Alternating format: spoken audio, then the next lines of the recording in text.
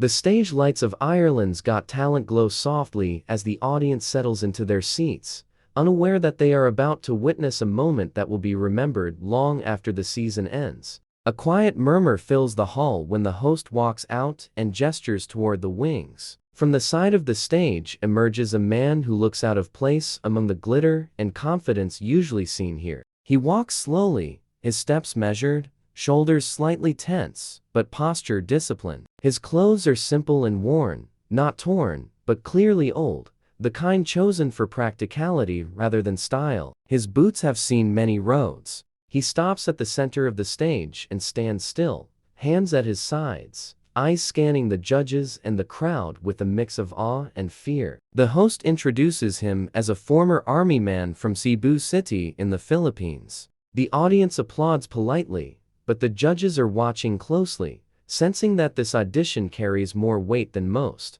When the judges ask his name, his voice is soft but steady. There is an accent shaped by distance and hardship. He explains that he served in the army for years, but after leaving the service, life became a daily struggle. He speaks slowly, choosing his words carefully, as if afraid of saying too much. He says he grew up poor in Cebu City, in a small neighborhood where houses were packed tightly together and roofs were made of rusted metal sheets. As a child, he often went to sleep hungry, listening to his mother hum songs while counting the coins she earned selling vegetables on the street. Singing, he says, became his escape, not a dream of fame, but a way to survive the silence and the pain. One judge leans forward, elbows on the desk. Another judge's expression softens, their smile fading into something more serious. He explains why he chose Ireland's Got Talent. He says he never imagined leaving his country, never imagined standing on a stage like this.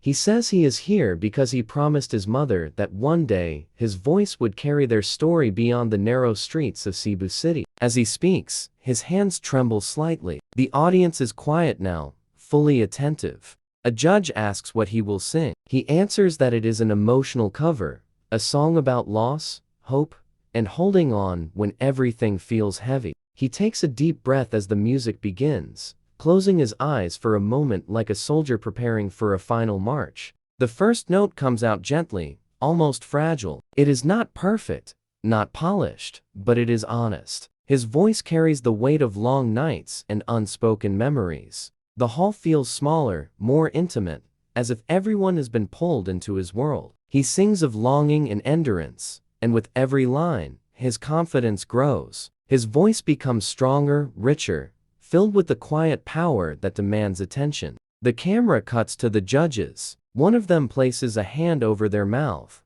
eyes glistening. Another nods slowly, already emotional, as if recognizing something deeply human in the performance. As the song continues, his eyes remain closed, and tears begin to form. He does not wipe them away. They fall freely, sliding down his cheeks and dripping onto the stage floor. His voice cracks on a high note, not because he cannot reach it, but because the emotion behind it is overwhelming. The audience feels it. Some people shake their heads in disbelief.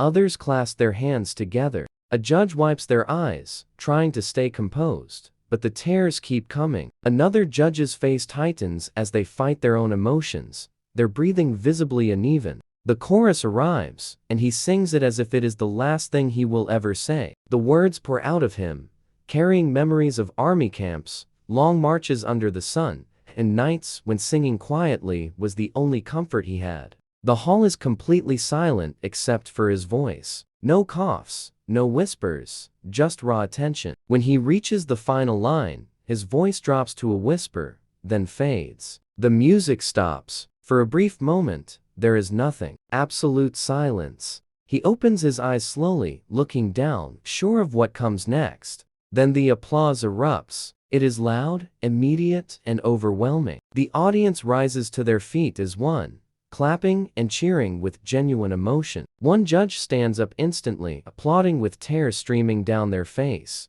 Another judge remains seated, but is clearly crying, shaking their head as if trying to process what they have just experienced. The man on stage looks stunned. He bows his head slightly, hands trembling now more than before. He seems unprepared for this reaction, as if he expected rejection or indifference. Instead, before the host can say a word, one of the judges presses the button on their desk and rushes onto the stage. The audience gasps. The judge walks straight to the man and pulls him into a tight hug. For a second, he stands frozen.